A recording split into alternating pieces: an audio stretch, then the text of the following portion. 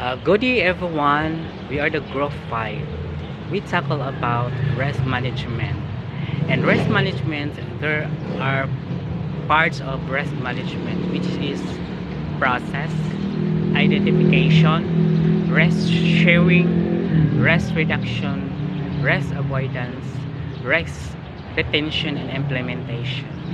And now we talk about process.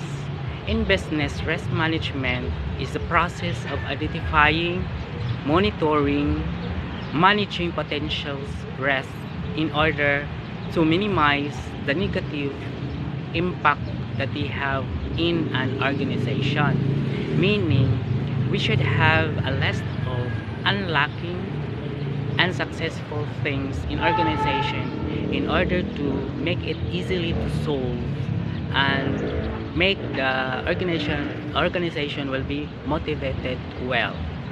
Second, identification.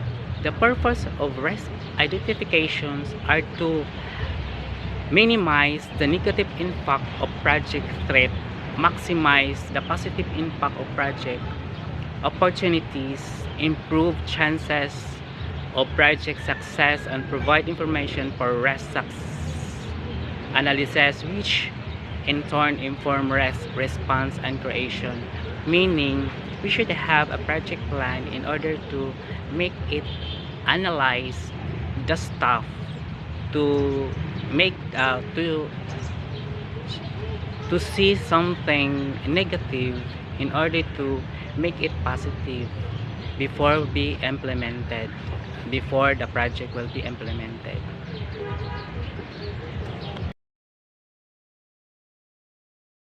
Good morning everyone. Today we're going to tackle about the risk reductions. Measure to reduce the frequency or severity of losses, also known as loss control. May include engineer, fire protection, safety inspections, or claim management. So some example or common and effective risk reduction practice include installing security system or alarm to reduce the frequency or crime losses. Installing and smoke detectors to reduce the amount of damage a fire loss can cause. So, when we say risk reductions is also known for safety, as long as we conduct a safety for every department. Risk avoidance is the elimination of hazards, activities, and exposures that can negatively affect an organization's and its assets. Whereas risk management is or aims to control damages and financial consequences of threatening events. Risk avoidance seeks to avoid compromising events entirely. So kanidayang risk avoidance kay usa na siya ka sitwasyon nga likayan gid mo sa problema. Kay ang kalahian la sa risk management kay ang risk management naa ang problema pero iya pangitayon paagi nga makontrol ni og masolusyonan. Pero kaning risk avoidance likayan gid ang sitwasyon nga maghatag og consequences or problema.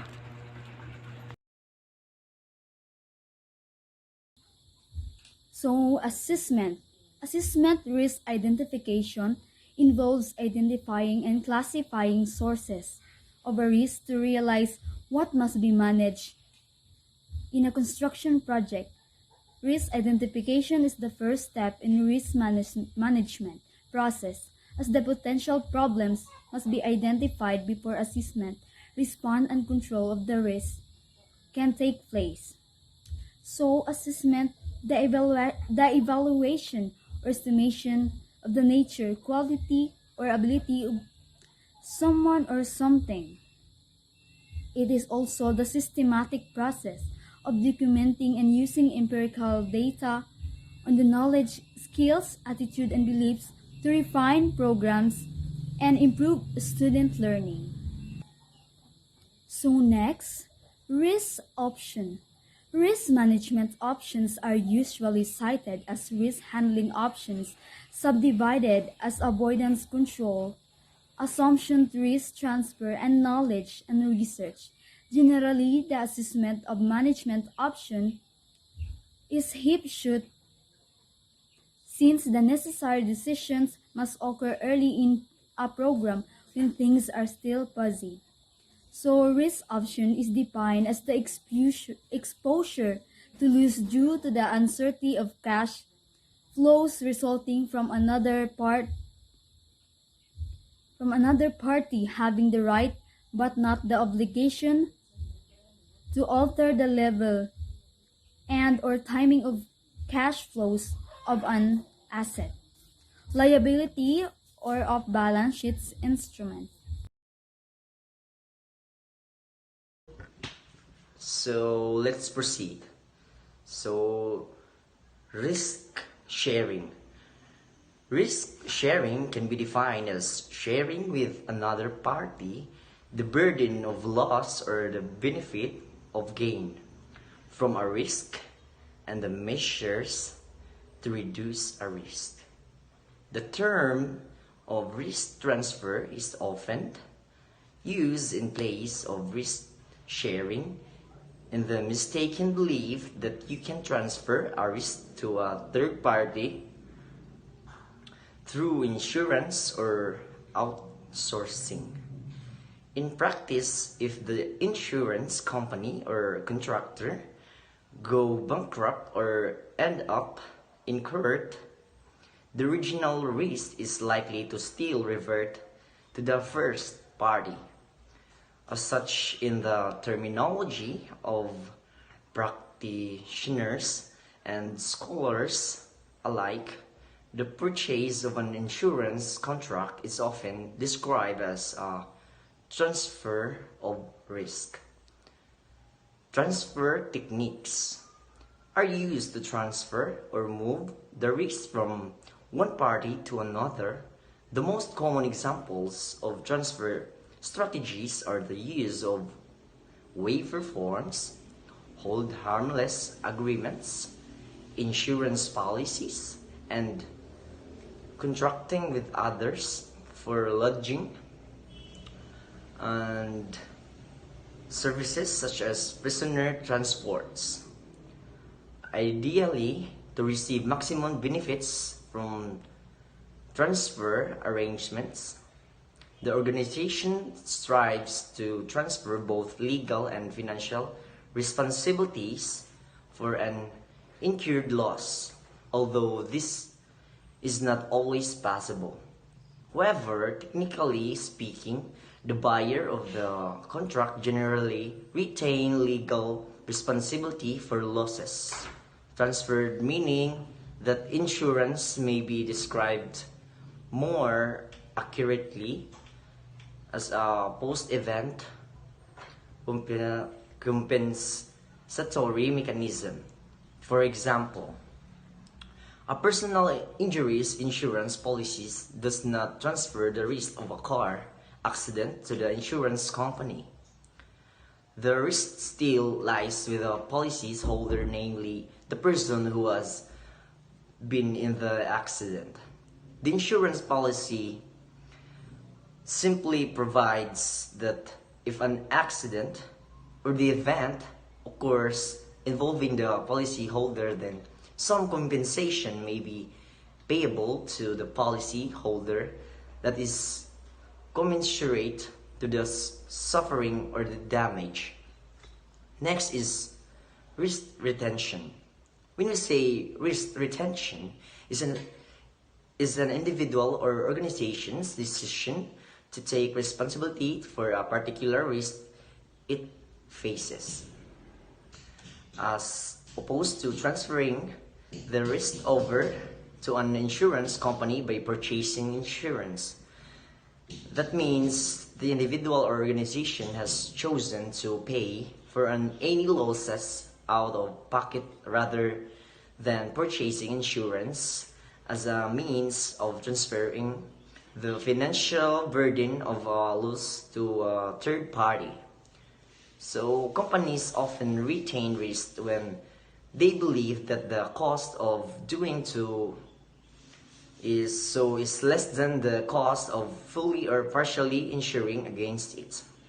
Shoplifting losses are one example of risk that many companies choose to retain instead of purchasing or claiming on their crime insurance policy. Another reason companies may choose to retain a risk is when it is not insurable or falls below their policy deductible. In this case, it is referred to as forced retention. Insurance companies also have to make a decision about which risks to retain.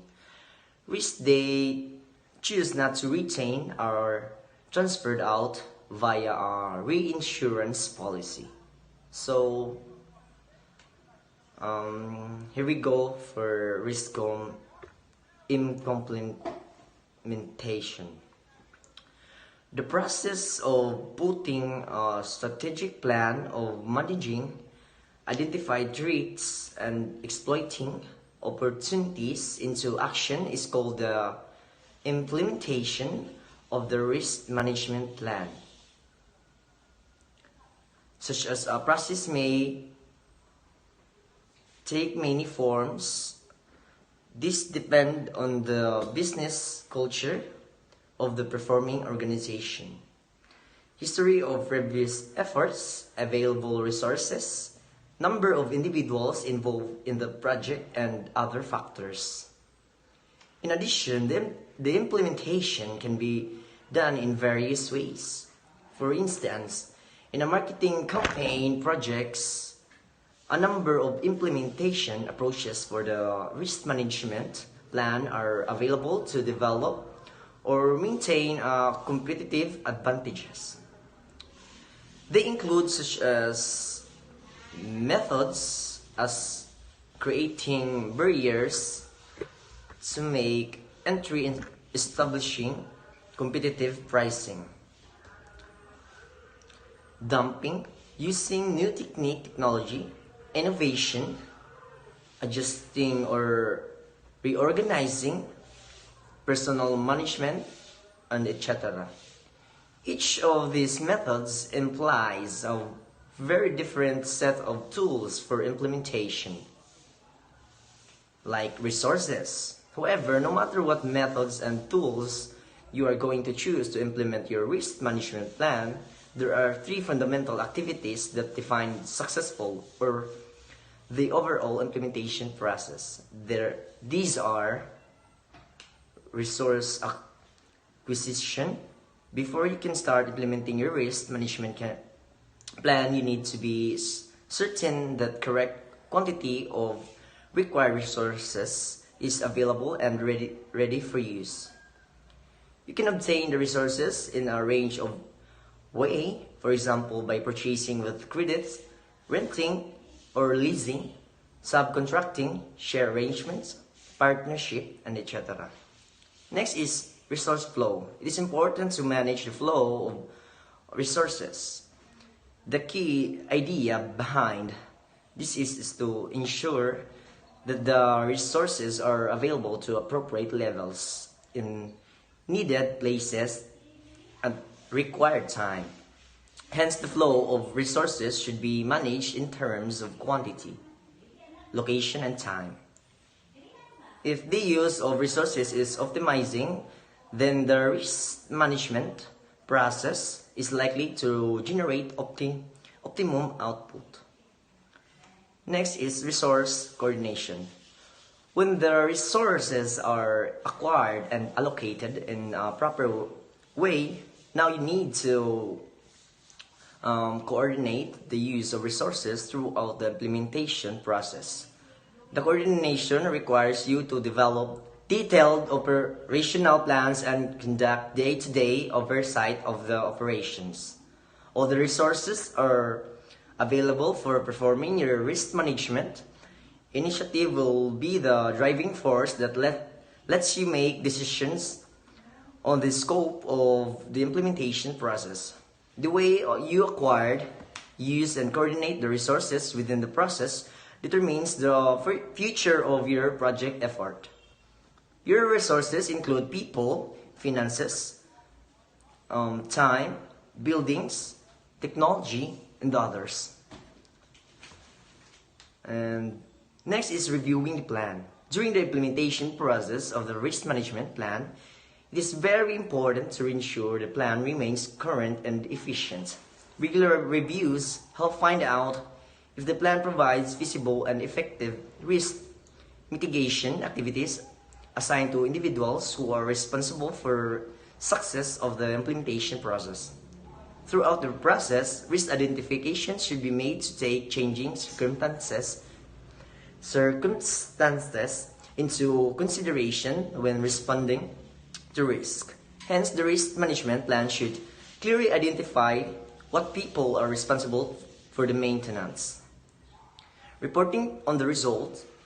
It's a common practice of effective project implementation to add the outcome of the risk management activities in certain project reports so that it can be taken into account when making decisions on how efficiently the project has been performed and whether the risk management plan has been implemented appropriately.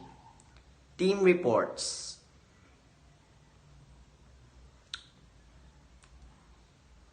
Need to have a separate section dedicated to risk management results showing which threats have been identified, when opportunities have been exploited, and how all this has been managed.